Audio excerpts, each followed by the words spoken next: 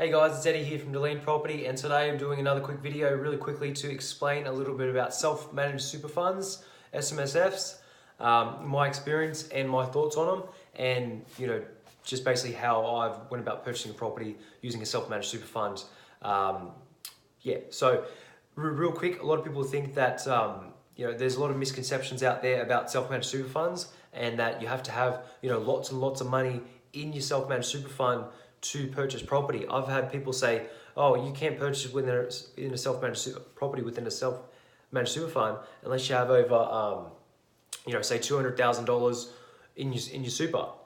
That's incorrect. So once again, always not financial advice. Just speaking from my experience, what I've done with building my own property portfolio.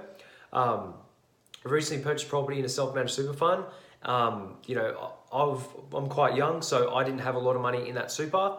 I had around roughly, I was able to contribute more in there, but I had around say $50,000 within my self-managed super fund. I had less than that, then I had to add more money, basically. But I was able to purchase a property using that money, I was able to purchase an investor property in Brisbane under $200,000, right? And I rented out for about almost $300 a week.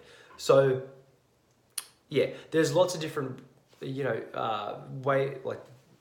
information about self-managed super funds, and it has a lot to do with LVRs, which if you don't know what an LVR is, check out some other videos where I explain exactly what an LVR is. But real quick, an LVR is basically your loan to value ratio of how much equity you have within the property, or how much debt you have, in relation to what the property is worth. So for speaking from experience, say if you want to purchase a property, there's different lenders out there. So different lenders have different lending criteria for self-managed super funds. So you got to speak to your accountant, your financial advisor, and find out which one, and then also speak to a mortgage broker to find out what the lending terms and criteria is at that time, because it changes all the time.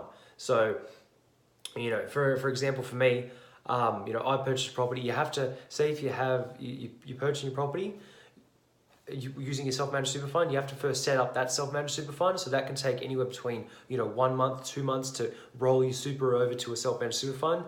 It can cost between $2,000 to $4,000 to set up a self-managed super fund. From my experience, you can pay that out of the money within your super, so you don't have to fork out the money to roll it over into a self-managed super fund. So that's from my knowledge and from my experience. On top of that, say you've got $100,000 in your self-managed super fund, right? As an example, if you got $100,000 in there, there's a few different policies so one of the banks that I went with, their policy was you have to leave 20% of your balance of your super within your self-managed super fund, and you can't use that to contribute towards the property. So for example, if you've got $100,000 in your super and you roll it over to a self-managed super fund, you've got 100 grand in there, right? You have to leave 20% in that self-managed super fund.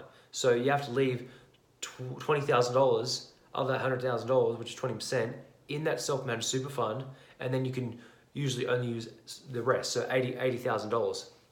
And then depending on the property, the bank, where it's located, etc. Once again, from my experience, not financial advice, it depends on where it's located, the type of property. They might say you have to have a 30% deposit, right? Use that 80% has to be used like a 30% deposit. So if the property you're purchasing is $300,000, then you wouldn't have enough, because sometimes they'll say you have to have 30% of, say if you purchase probably $300,000, 30% of that is $90,000, then you wouldn't have enough. So if you purchase property for $200,000, you'd have enough. But yeah, if the property is in an area, as an example, further away, or it's not near infrastructure, or maybe it's in a high-rise or something, or a one-bedroom unit, or it's smaller, in square meters, they sometimes say you have to have 30% deposit. The property that I purchased was a townhouse in my self-managed super fund, and luckily it just fell within the restrictions, and I was able to use a 20% deposit. So I had a loan-to-value ratio of 80%. So yeah. That's just a few of my experiences with purchasing a self-managed super fund. There's lots of different things, and it's very much more complicated in comparison to, you know, purchasing in your own name or joint names with your partner or whatever. It's a lot more complicated. Usually it takes, you know, a lot longer to get, you know, finance across the line as well when you purchase within a self-managed super fund. But yeah, it's something that you're definitely gonna have to, you know, if that's something that you're interested in, then you're definitely gonna have to speak to, you know, your accountant or your financial advisor and find a broker who's actually helped people, you know, purchase property within their self-managed super fund. You know, depending on how much you have in there, if you've only got, you know, $100,000 or less, or 50,000, 60,000, and you're thinking about purchasing investment property using that, you've got to find someone who's actually helped a lot of people. Because when I myself, my experience, I called up a lot of people and told them what I wanted to do, and they, you know, a lot of said, oh, that can't be done, that won't, you know, you won't be able to do that, and you have to have $100,000 or $200,000 in your super to do that. And, you know, I found a way around it. I found someone who actually knew what they were talking about, who dedicated the time, had that experience, and, you know, we were able to pull it off. So, you know, yeah, so I was able to make it work. So you can do that, but you know, sometimes they just won't say it's not worth their time to write a small loan like that, or whatever the case is. But you know, you can't take no for an answer of what I've learned. You know, with me building my portfolio. Sometimes you just cannot take no for an answer. You've got to keep trying and pushing. So yeah, that's my thoughts from my experience with purchasing property using a self-managed super fund. I know I talk really fast, so you might have to watch it again and again, but you know, if you have any other questions, just email me through or give me a call. Talking over the phone is usually a lot easier to answer questions, but yeah, so thanks for watching, and I'll catch you next video. Bye guys.